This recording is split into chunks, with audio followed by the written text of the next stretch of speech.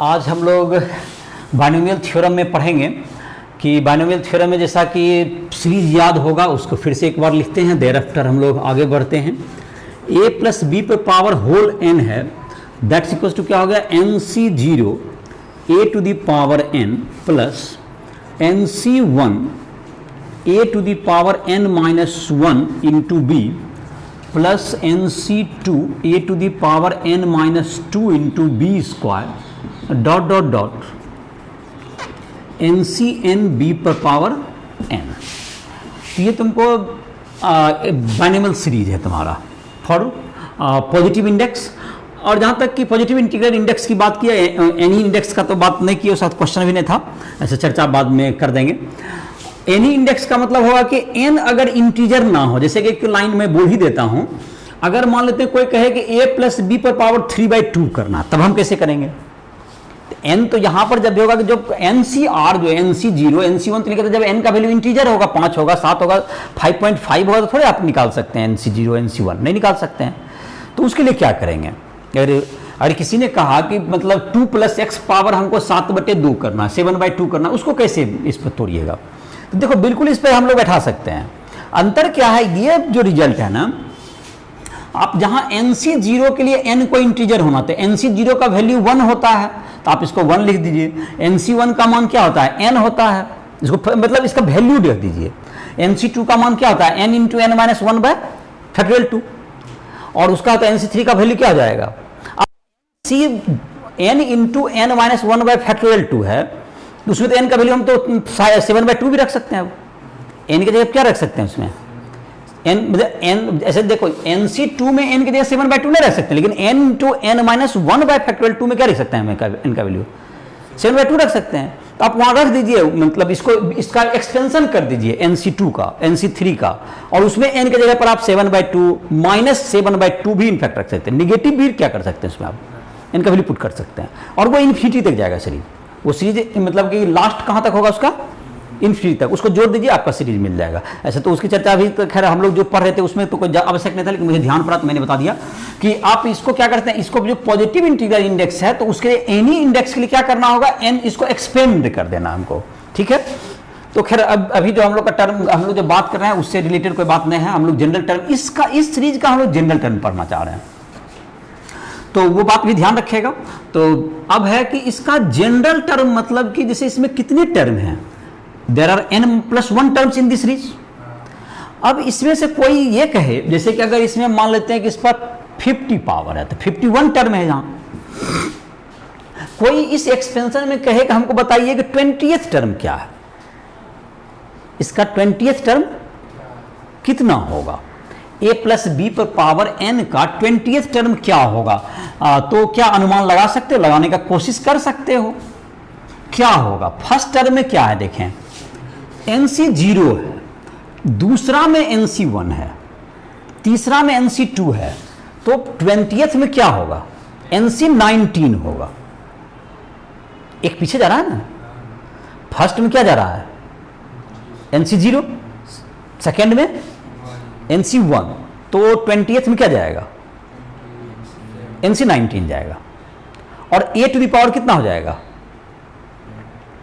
n minus, देखो क्या होता है, a पर पावर n माइनस, जो यहाँ पे r यहाँ नीचे रहता है ना, वही पावर होता है, n-0 n-1 a पर पावर, तो क्या हो जाएगा? a पावर n-19, और b पर पावर वही 19, नहीं हुआ?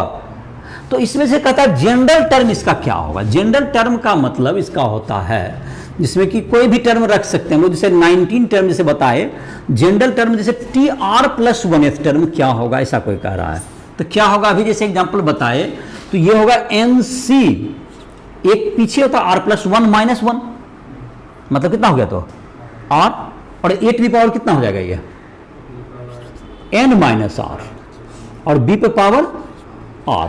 अब इसमें कोई चाहिए, किसी को 20th टर्म चाहिए, तो r का वैल्यू कितना रख दे? वो 19 रख दे, 19+1 है ना यहाँ, तो यहाँ पे कितना रख देना? उसको 19 रखना ना। अगर 20th टर्म चाहिए तो आपको r कितना रखना होगा? 19, तो NC19, a पर पावर n-19 और b पर पावर 19, नहीं हुआ? जितना टर्म चाहिए उतना टर्म क्या हो जाएगा आपको? निकल जाएगा। इसी को जनरल टर्म कहते हैं। यही जनरल टर्म का एक ढंग से क्या हो गया, ये फार्मूला हो गया। ये क्या हो गया तुम्हारा जनरल टर्म TR+1 का, ये क्या हो गया, एक फार्मूला हो गया जनरल टर्म। तो आसानी समझ में आ गया। अब इसी में एक कहता है लोग इंडिपेंडेंट ऑफ एक्स एक टर्म होता है, इंडिपेंडेंट टर्म यूज कीजिए, बताइए। इंडिपेंडेंट टर्म का मतलब होता है जैसे कि x, जैसे कि फॉर एग्जांपल रहेगा x² + 3/x, इस पर पावर 50 है। अगर इसमें इंडिपेंडेंट ऑफ x टर्म चाहिए, मतलब कि उसको ऐसा एक टर्म खोजने के लिए आपको ड्यूटी दिया जा रहा है जिसमें कि x क्या नहीं हो, माने x का पावर हर जगह रहेगा ना कुछ। कोई ऐसा टर्म होता है जिसमें कि कोई x क्या हो जाए, कट जाए, x बचे ही नहीं। ऐसा अगर कोई टर्म होगा उसको कैसे पता करेंगे? क्या क्वेश्चन समझ में आ गया क्या बोले? तो उसको कहते हैं independent of x, independent term of x। उसको कैसे निकालेगा, कैसे बनाने का तरीका होगा, ऐसे एग्जांपल में भी बताएंगे। तो ऐसे अभी देखो एक आइडिया दे देते हैं। ये क्वेश्चन है कि इसमें बताइए कि इसमें इंडिपेंडेंट टर्म ऑफ x कौन सा होगा। इसमें तो क्या कर सकता है स्टूडेंट बनाने में, पहले क्या करें, इसका जनरल टर्म लिख देगा, इसका माने TR+1 टर्म, TR+1 टर्म लिखा है तो x पर कुछ पावर आ जाएगा यहाँ पर, जैसे x इसमें भी x है, इसमें भी x है ना, दोनों ए बी में है। तो उसको सॉल्व करके क्या लिख देगा वो, x पर कुछ पावर आ जाएगा उसका। और क्वेश्चन कहता है कि x इंडिपेंडेंट ऑफ x होना चाहिए। जैसे x² का भी कोएफिशिएंट पूछ सकता है, लेकिन यहाँ क्या पूछ रहा है, इंडिपेंडेंट, मतलब तो उसको जो पावर को कितना के बराबर कर दीजिए, 0 के बराबर कर दीजिए। पावर को अगर 0 के बराबर कर देंगे उससे किसका वैल्यू निकाल लेगा वो, r का। पावर को जब 0 करे तो उससे क्या निकल जाएगा, उसको r का वैल्यू आ जाएगा। अगर r का वैल्यू इंटीजर आता है तो वो इंडिपेंडेंट टर्म होगा उसका। अगर r का वैल्यू 7/2 आ गया, इसका मतलब कि r कभी भी 7/2 टर्म कुछ थोड़ी आता है इसमें, या तो चौथा आता है या पांचवा आता है या सातवां आता है। 7.5 टर्म क्या नहीं होता है इसमें, नहीं होता है। तो मतलब आपका कोई इंडिपेंडेंट टर्म क्या नहीं है ये नहीं। क्या समझ आ गया?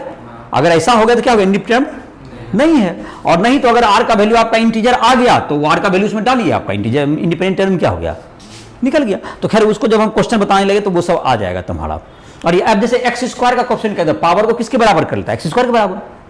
जनरल टर्म लिख के पावर को किसके बराबर कर लेना था, x के पावर को 2 के बराबर। x² का कोई वैल्यू चाहता है, क्वेश्चन चाहता है तो 2 के बराबर 1/x², जिसका चाहेगा उसके आधार पर क्वेश्चन क्या कर सकते हैं हम लोग। तो समझ में आ गया कि इसका यूजफुलनेस बहुत ज्यादा है। जो क्वेश्चन बनाने में इसका क्या पड़ेगा, जितना का जिस टर्म का पावर कहेगा उसके आधार पर हम क्या कर सकते हैं, इसको इसके द्वारा निकाल सकते हैं। एक इसका यूज हो गया। अब हम लोग थोड़ा सा मिडिल टर्म की चर्चा कर लेते हैं, उसके बाद हम लोग क्वेश्चन पे आते हैं। तो मिडिल टर्म जो होता है, बीच का टर्म होता है। तो the number of terms in binomial expansion कितना है, n+1। The number of terms in a+b पर power n is equal to n+1 term, याद होगा।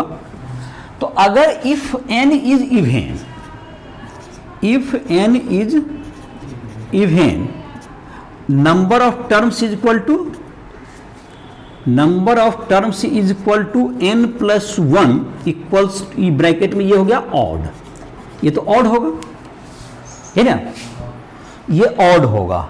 n+1 क्या होगा, ऑड होगा। ऑड होगा तो इसका मतलब हो गया कि ऑड में क्या होता है तुमको, अब ऑड है नंबर ऑफ टर्म तो बिचला तो एकदम बीचों बीच में निकल जाएगा। अब जैसे देखो तो बिचला कौन सा होगा। अब जैसे कि फॉर एग्जांपल n का वैल्यू 16 है, थोड़ा और छोटा कर देते हैं। n का वैल्यू जैसे कि मानते 6 है इवेन, तो नंबर ऑफ टर्म कितना हो गया 7। तो मिडिल टर्म कौन लग रहा है, 3 इधर छोड़ दिया 3 इधर, तो 4th।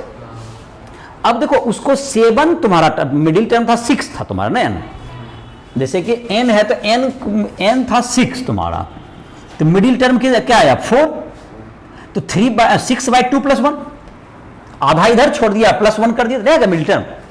तो मिडिल टर्म कैसे निकला तुम्हारा, n/2 + 1।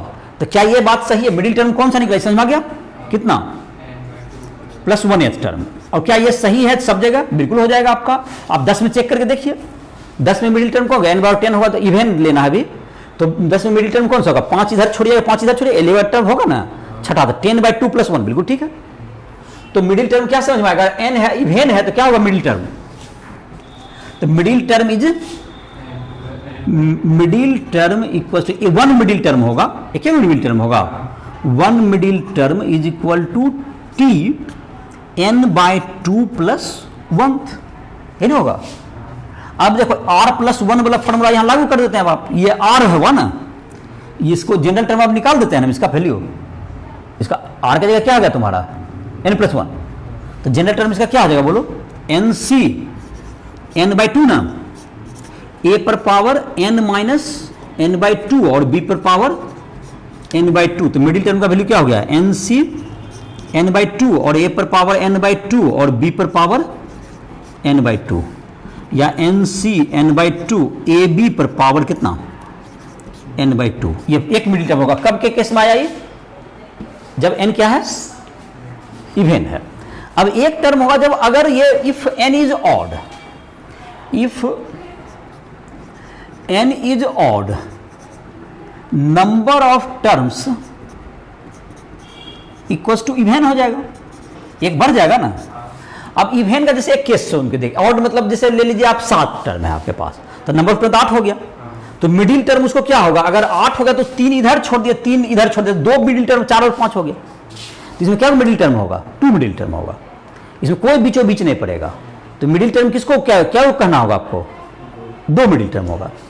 It has 2 middle term, ये समझ में आ रहा है इस तरफ पर, इट हैज कितना हो गया, it has 2 middle term, 2 middle terms, 2 middle term होगा।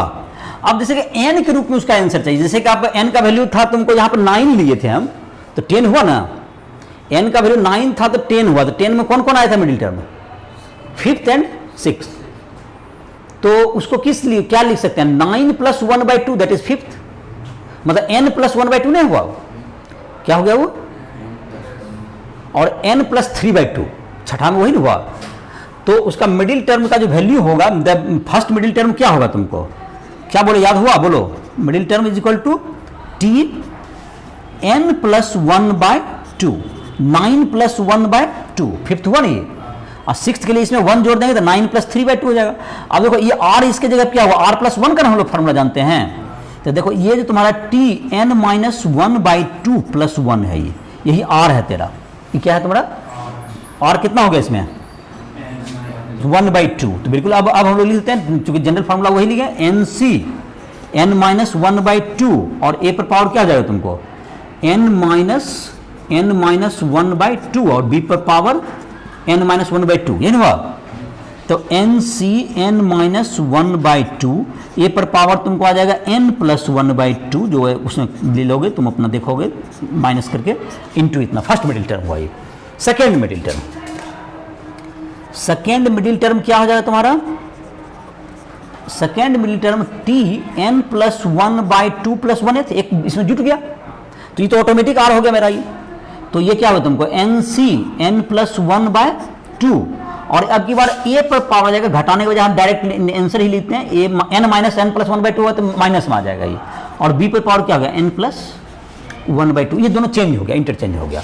और देखो ये सब याद नहीं भी रहेगा ना, तो आप चाहे तो इसको क्या कर सकते हैं, कुछ माइंड लगा करके इस सबको जैसे भूल सकता है आदमी, तो ये सब निकाल सकता है, ऐसा कुछ नहीं, जो समझा दिया जिस ढंग से कैसे मिडिल टर्म को वैल्यू n के रूप में निकालिएगा, तो जो मैंने लॉजिक समझाया उस पर ध्यान रखोगे तो अपने से मिडिल टर्म क्या हो जाएगा।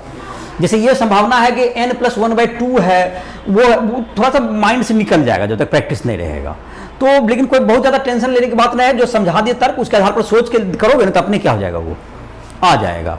तो ये मिडिल टर्म तुमको समझ में आ गया कि 2 मिडिल टर्म होगा जब इवन पर है n का वैल्यू, और ऑड रहने पर इवन n का वैल्यू जब इवन है तो नंबर ऑफ टर्म्स ऑड होगा तो 1 मिडिल टर्म हो जाएगा, और अगर ऑड है तो नंबर ऑफ टर्म क्या हो जाएगा, इवन हो जाएगा, तो उसमें क्या हो जाएगा तुम्हारा 2 मिडिल टर्म हो जाएगा, और दोनों का मिडिल टर्म का वैल्यू निकलेगा, और सब इसी पर बेस्ड है, तुमको जनरल टर्म पर ही आधारित है ये सब। और बाकी तुमको अब जो है एग्जाम्पल में देखते हैं, उसी से तुमको और बाकी जो बातें हैं समझ में आ जाएगी। तो एग्जाम्पल कितना शुरू होता है, क्वेश्चन नंबर 5 पढ़ो।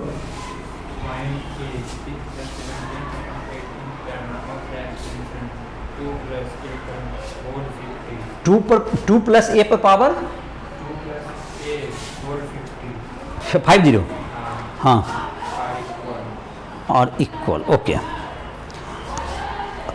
तो इसको चाहिए कि दोनों इक्वल है, 17th और 18th टर्म आर इक्वल। तो निकल जाएगा, a प्लस बी पर पास है, 2 प्लस a है और उसमें पावर 58, तो आ जाएगा वैल्यू।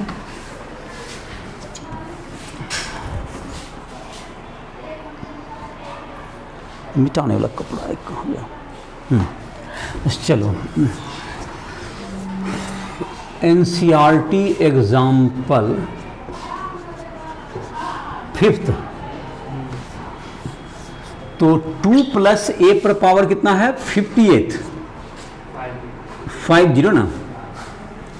टी आर प्लस 1 क्या होगा इसका? देखो, टी आर प्लस 1 का वैल्यू है 50 सी आर, और क्या होगा? 2 पर पावर 50 माइनस आर ना, आई इंटू ए पर पावर आर। ठीक है जी। अब क्या टर्म कर रहा है?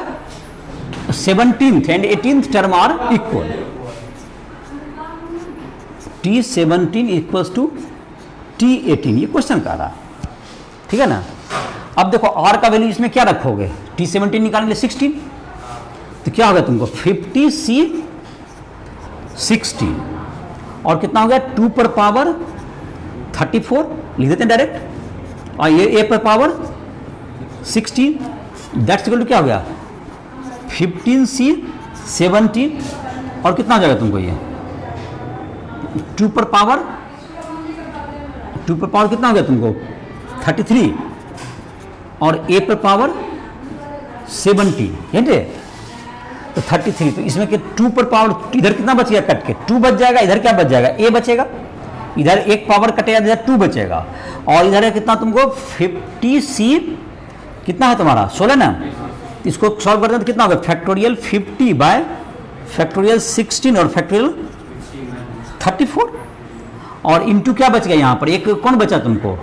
2 बचा, इज इक्वल टू क्या हो गया तुम्हारा?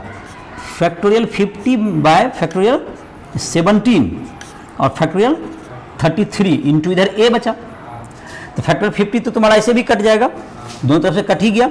अब जैसे यहाँ क्या है? फैक्टोरियल 16 है, इधर कितना है? फैक्टोरियल 17 है, तो ये तो 1 बाय क्या होगा तुमको? फैक्टोरियल 16 और गुना 34 गुना फैक्टोरियल 33 इंटू 2 है तुम्हारा, दैट्स इक्वल टू क्या होगा तुमको? 1 बाय फैक्टोरियल कितना है? 17 ना, 17 गुना फैक्टोरियल 16 गुना फैक्टोरियल 33 इंटू ए।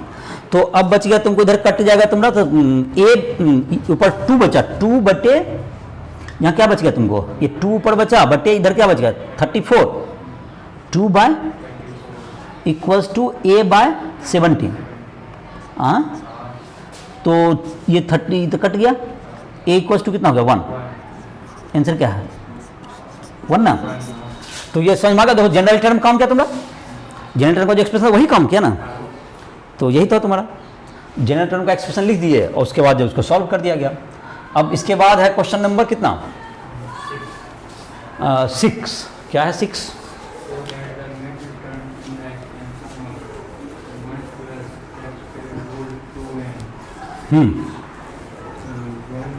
मतलब कि इसका मिडिल टर्म का वैल्यू चाहिए इसको। जब 2n क्या है तुमको? 2n जो है तुमको, इसका जो है ये 6th होगा एग्जाम्पल, ये 6th एग्जाम्पल देखते हैं एनसीईआरटी का।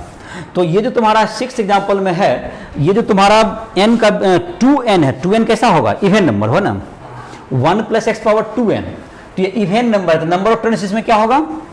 ऑड होगा।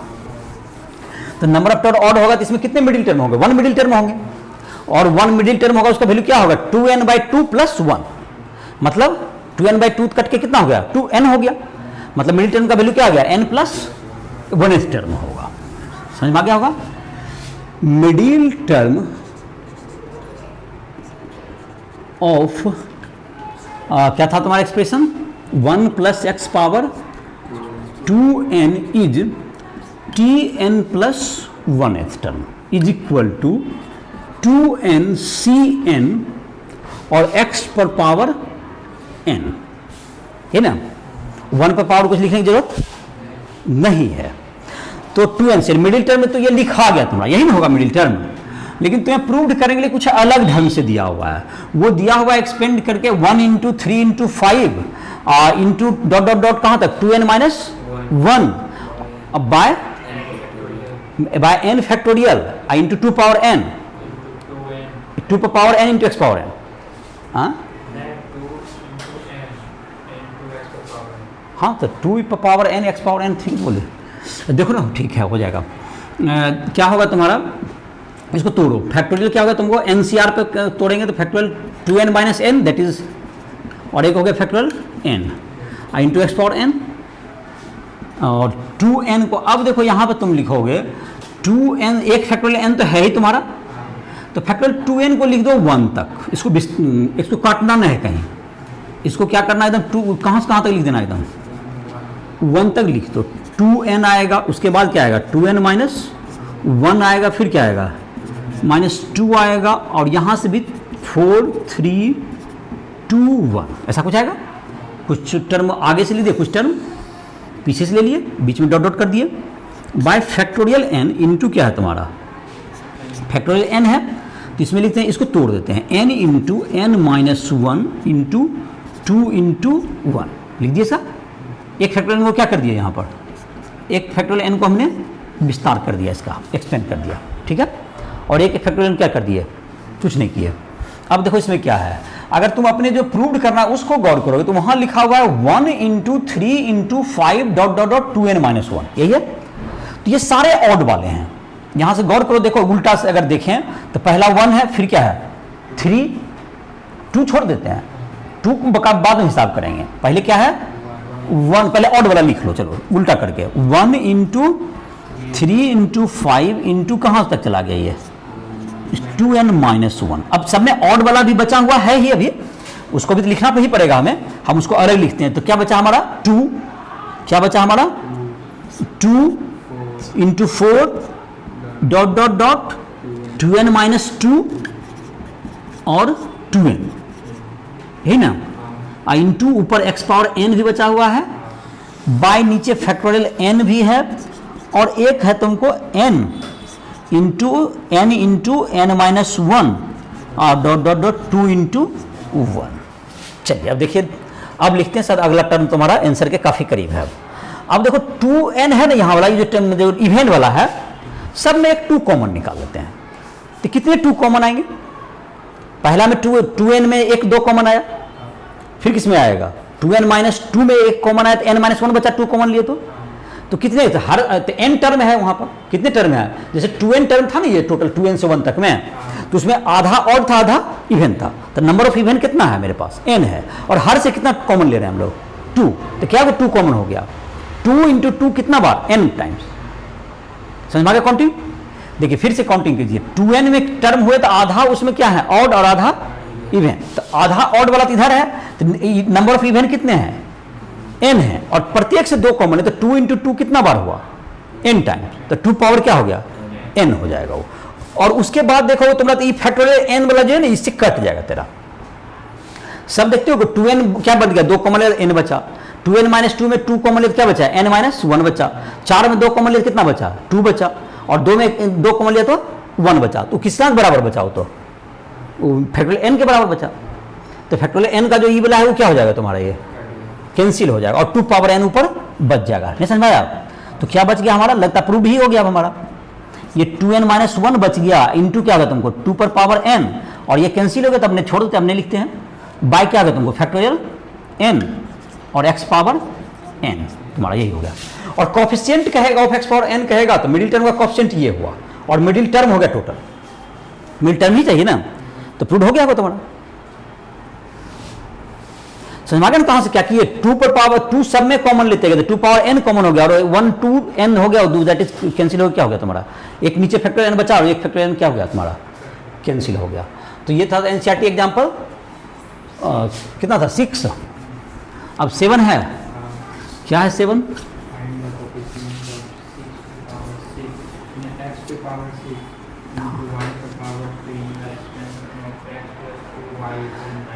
हाँ अभी जो बता रहे थे जो वाला बात ना कि कोफिशिएंट को तुम्हें क्या पूछ सकता है, वो निकालने के लिए पूछेगा, तो वही वाला क्वेश्चन आया, x टू पावर 6 और y क्यूब का है ना, तो जनरल टर्म लिखेंगे और उसके कोफिशिएंट को उसके बराबर क्या कर देंगे, ऐसा x को x पर पावर कितना बराबर आना चाहिए 6 के बराबर, और y पर 3 के इक्वल, तो आ जाएगा तुम्हारा, नहीं हुआ, तो लिख देते हैं।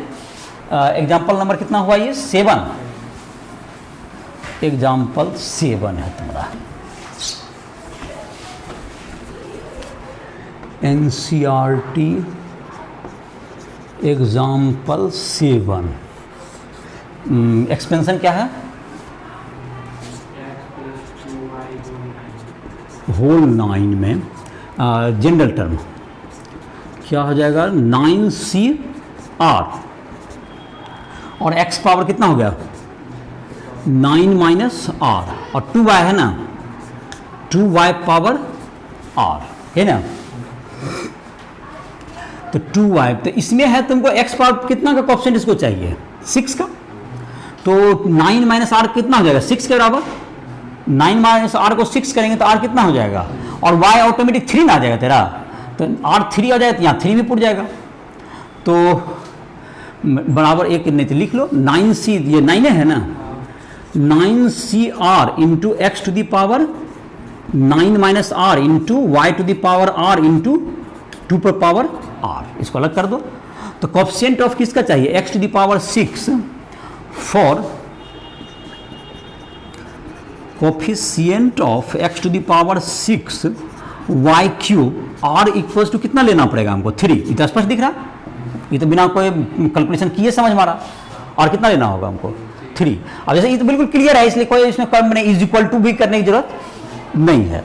तो R 3 लेंगे तो ऑटोमेटिक हो गया। कोएफिशिएंट कितना हो गया? तो बोलिए, कोएफिशिएंट हो गया 9C, 3 हो गया तो, और 2 पर पावर 3। तो 9C 3 को सॉल्व करते हैं, factorial 9 by factorial 3 factorial 6 into 8। तो 9 into 8 into 7 into factorial 6 by 3 into 2 into 1 into 8। 3 into 2 मतलब 6 हो गया, और 9 इंटू 8 इंटू 7 है ये, तो 42 इंटू 8, तो 42 इंटू 8 336। क्या है? गलत हो गया? हाँ, क्या चाहिए? और 2 से एक कितना, 2 पर पावर कितना था? 8 ना, 2 पावर 3, तो 8 हुआ, तो एक 3 इंटू 2 इंटू 1 6, तो 12 इंटू कितना हो गया ऊपर? 12 इंटू 7 42 84 हो गया ये। ओ 84 इंटू कितना हो गया तुमको? 8। हाँ, ये आधा हो गया। क्या कितना लिखा है? हाँ 620 72, हाँ शायद यही होगा, आ गया होगा। तो 84 इंटू कितना? 8, 84 इंटू 8, हाँ आ गया 6 मिनट, ठीक, 672। तो हो गया तुम्हारा। ये एनसीईआरटी एग्जाम्पल कितना था? 7। अगला 8 है, पढ़ो क्वेश्चन क्या है।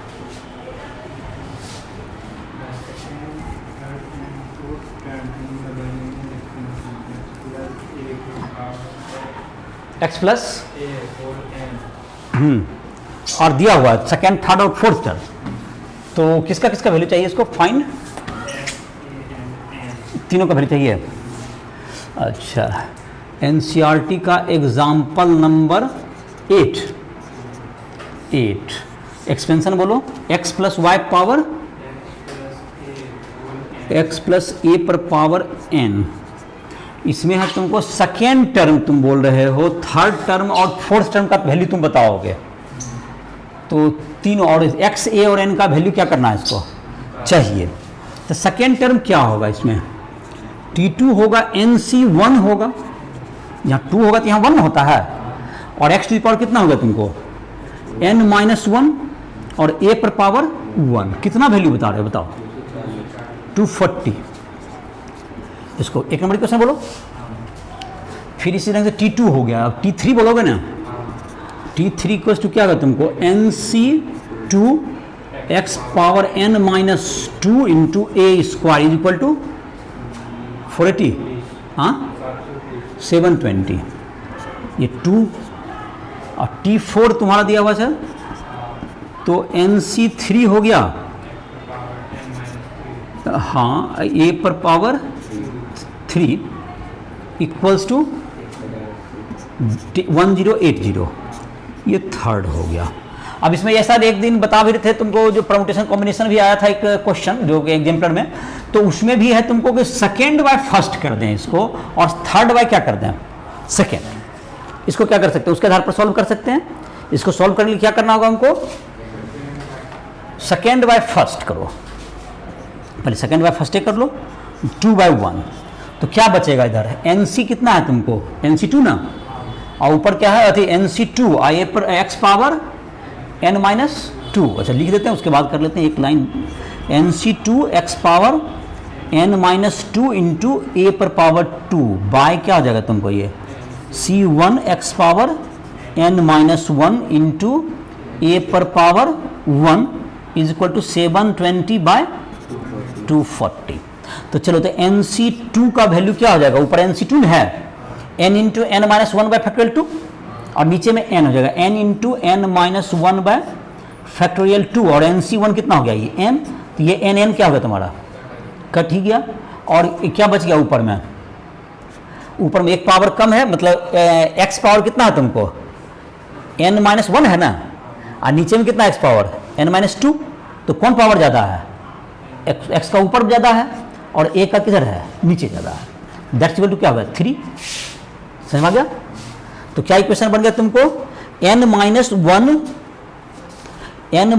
1 x by a equals to क्या बन गया तुम्हारा equation, x by a equals to 3 और ये 2 इंटू 6 हो गया, ये 6 बाय n माइनस 1 ना, 6 बाय n माइनस 1, ये चौथा बन गया। इसी ढंग से जब थर्ड बाय सेकेंड करेंगे तो फिर x बाय ए का वैल्यू आएगा और वो n के रूप में दोनों को बराबर करेंगे तो किसका वैल्यू आ जाएगा, हमको n का वैल्यू आ जाएगा, समझ में आया। और n का वैल्यू इसमें डालेंगे तो हमको x बाय क्या चीज़ का वैल्यू आ जाएगा, फिर 4 में डाल देंगे n का वैल्यू तो किसका वैल्यू आ जाएगा, x बाय ए का आ जाएगा, और x बाय ए का वैल्यू इसमें डालेंगे तो क्या हो जाएगा हमारा, फिर वैल्यू आने लगेगा। तो थोड़ा सा काम है अभी, तो क्वेश्चन का बनाने का तरीका समझ में आ गया। थर्ड बाय क्या करने वाले हैं वो सेकेंड, और थर्ड बाय क्या है NC3 ना,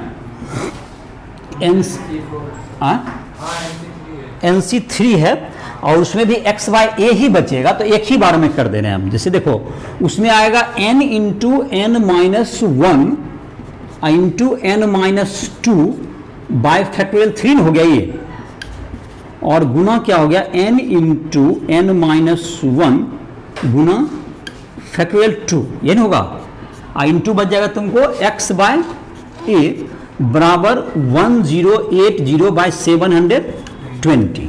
तो 1080 3/2 हो गया, ये कैंसिल हो कितना हो गया ये 3/2, और यहाँ पर क्या होगा तुमको कैंसिल हो गया x बाय ए, यहाँ पे एक 2 बचा हुआ था, यहाँ पे कितना बचा देखो डिजिट में कितना बचा है तुम्हारा, डिजिट में x by a equals to आ जाएगा तुम्हारा 3/2, तो इधर है ही, और इधर क्या बच गया n into n minus 1 bye factorial 3 है ये, और ऊपर फैक्टोरियल 2 है, फैक्टोरियल 3 और फैक्टोरियल 2, तो n माइनस 2 तो 3 हो गया, इधर बचा, नीचे कितना बच गया 3, और इधर क्या चला जाएगा फिर n माइनस 2, मतलब 3 कहाँ बचा नीचे बचा ना, तो 3 इंटू 3 क्या हो जाएगा तुमको 9, तो x by a equals to शायद जहाँ तक लग रहा है मुझे 9 बाय n माइनस 2 बचने वाला है सर, 9/2 इंटू n माइनस 2 बचने वाला है sir, 2 into n minus 2 from 4 and 5। तो फ्रॉम क्या हो गया तुमको 4 and 5, 4 में क्या था 3 बाय n कितना था 3 by n minus 1, 6 by n minus 1, 6 by n minus 1 is equal to कितना है 9/2 इंटू n माइनस 2, तो 9 बाय क्या हो गया तुमको, इस मल्टीप्लाई हो गया इधर जाके, तो 6 12 हो गया नहीं रे, तो 12 और कितना है 9, 12 9 करके 4, और ये क्या हो गया तुमको, तो 4 into n minus 2, 4 into n minus 2 that is कितना हो गया 4n minus 8 is equal to 3n minus 3 हुआ, 3n माइनस 3 तो कितना बच गया n इज इक्वल टू 5, क्या आंसर है n इक्वल टू 5। अब n इज इक्वल टू यहाँ 5 रख देते, x बटे a कितना आ गया, पुट इन 4, किसमें पुट कर दें इसको, हाँ थोड़ा कैलकुलेशन है हल्का ही, आप समझ प्रोसेस पर आ ही गया है तुम्हारा, सिंपल पुट इन 4 में रख दें तो क्या हो जाएगा x बाय ए बराबर कितना हो गया 6/4, हाँ 5 माइनस 1, तो x बाय ए बराबर क्या हो गया 3/2, या x is equal to 3/2a, x का वैल्यू कितना होगा 3/2a। अब पुट इन 1, x का वैल्यू किस तरह पुट कर दीजिए, n का वैल्यू 5, तो कैसे का वैल्यू निकल जाएगा हमको, a का वैल्यू निकल जाएगा। पुट इन 1 मतलब किस में कर देना, अब put in 1 and find put in 1, तो क्या होगा तुम्हारा 1 में क्या है तुमको n है ना, n इंटू कितना है तुमको, n इंटू एक्स पावर कितना है n-1, x का वैल्यू कितना आ गया तुमको यहाँ 3/2a, x का वैल्यू हो गया 3/2a, 3/2a पर पावर कितना गया 5, n का वैल्यू 5 था नहीं ये, तो 5 रख दो। अब 5 माइनस 1 कितना हो गया ये 4, और गुना a बच गया यहाँ पर, अब बराबर कितना 240, तो 5 48 बचाइए, 48 बचा 5 से कट के 48, और कितना बच गया तुमको ये 48, a पर पावर तो 5 हो गया ना, ये 3/2 पर पावर 4, 3/2 पर पावर 4, तो कितना हो गया 3/2 पर पावर 4, 3/2 पर पावर 81 बाय कितना होगा 16, 81/16, या देख कर तुम उधर हो जाएगा, ठीक है। a पर पावर कितना होगा 5 ना हुआ तुम्हारा, ये a पर पावर 5 बराबर इधर 240 है तुम्हारा, 240 इंटू 16/81 है ना रे, हाँ 5 तो 40 और 48, हाँ 48 करना हो, इसको 48 कर दो, 48 इंटू 16 बाय कितना है तुमको 81, तो a का वैल्यू कितना दिया हुआ है जो आ जाएगा तुम्हारा 3 आ गया होगा, a बराबर तो 80, a बराबर 3 आ गया होगा कट के, 3 पावर 5 243 आया होगा 243 कैलकुलेशन करके, तो a का वैल्यू कितना हो गया 3, a का वैल्यू 3 आ गया, तो x का वैल्यू कितना हो गया 3/2a, that is equal to x का वैल्यू 3/2a था x का वैल्यू, तो यहाँ उल्टा ना हो गया रे, 2 आया तो यहाँ पर तो 3 आ जाएगा, 2 आया कि 9/2 आ गया, यहाँ गलती लिखा गया कि यहाँ पर क्या चीज़ का वैल्यू है, ये x का वैल्यू सही है ना x/a, यहाँ गलती नहीं है कहीं। अच्छा खैर इसको चेक कर लेगा कैलकुलेशन, तो आई होप कि हो जाएगा तुम्हारा। क्या है आगे अगला क्वेश्चन देख लेते हैं, हिंट कर दे रहे हैं इसको।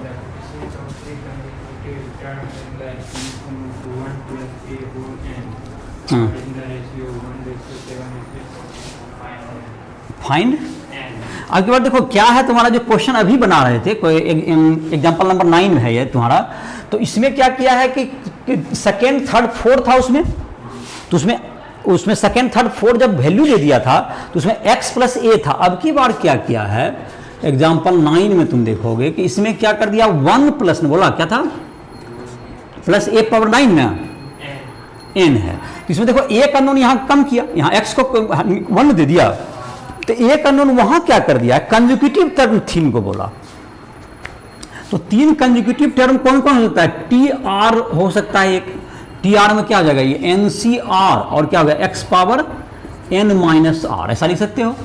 एक दूसरा क्या होगा, अब देखो r एक अननोन बढ़ गया तेरा यहाँ, तो और तो वहाँ x एक था, सेम फैशन समझ मारा ना क्या कर रहा है ये, तो अब कोई दिक्कत नहीं, एक अननोन इधर बढ़ा एक अननोन इधर कम हुआ, तो हमारा काम क्या हो जाएगा यहाँ पर एन सी आर हो जाएगा, और क्या होगा x पावर यहाँ पर क्या था एन सी, तो एन सी आर -1 में पहले लिख लेते, टी आर एस टर्म में 3 कंसेक्यूटिव टर्म लेना था हमको, तो 3 कंसेक्यूटिव ले सकते हैं, r +1 r+2 ऐसा 3 को ले लो, कोई भी 3 को ले सकते हो, r-1 से भी स्टार्ट कर सकते हैं।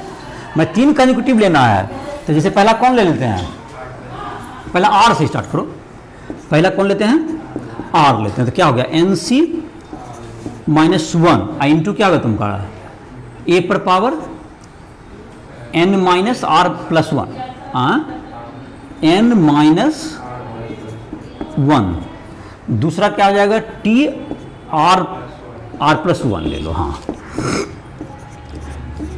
और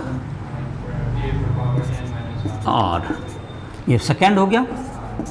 अब third T r+2 n-c r+1 और a to the power n-r-1, ये थर्ड हो गया। अब देखो सेकेंड बाय फर्स्ट करेंगे तो इसका रेशियो क्वेश्चन में दिया हुआ है हमको, इसका रेशियो सेकेंड बाय फर्स्ट करके एक इक्वेशन बना लेंगे, फिर एक इक्वेशन किससे बना लेंगे हम लोग, थर्ड बाय सेकेंड करके, और उससे किसका वैल्यू आ जाएगा हमको, एक का तुमको एक कट जाएगा, एक जो तुम्हारा वो हट जाएगा, उससे किसका वैल्यू आ जाएगा मेरा, अब एन और आर में एक इक्वेशन आ जाएगा दोनों को, मैंने पहला एक इक्वेशन आएगा एन आर में इसमें, और एक इक्वेशन आएगा एन आर में इसमें, और दोनों इक्वेशन को सॉल्व करके किसका वैल्यू निकालेंगे, एन और आर का वैल्यू रख लेंगे, और एन आर का वैल्यू किसी इक्वेशन में रखेंगे तो ए का वैल्यू आ जाएगा। आई होप कि समझ में आ गया होगा। तुमको जो भी प्रॉब्लम अगर दिक्कत है, तुमको एक्सरसाइज वगैरह बनाने में बाइनोमियल थ्योरम का पिछला चैप्टर बनाया होगा, ये तुमको इसके बाद एक्सरसाइज बनाना है, अभी 9 पॉइंट चल रहा है ना, 8.2 you have to solve exercise 8.2। पहले एक्सरसाइज 8.1 बन चुका होगा, और जो स्टूडेंट नहीं बनाया राइट टू लैब को प्ले स्टोर से डाउनलोड करके तो हमसे कोई भी क्वेश्चन किसी भी टॉपिक पर फिजिक्स केमिस्ट्री मैथ में पूछ सकते हो। तुमको जिसमें कि तुमको ऐप पर आकर के राइट टू लैब को प्ले स्टोर से डाउनलोड करके कोई भी क्वेश्चन फिजिक्स केमिस्ट्री मैथ में या कोई भी पोर्शन पूछना हो तो आ सकते हो, हमसे बात कर सकते हो। इसी तरह से लेक्चर को समाप्त कर रहे हैं।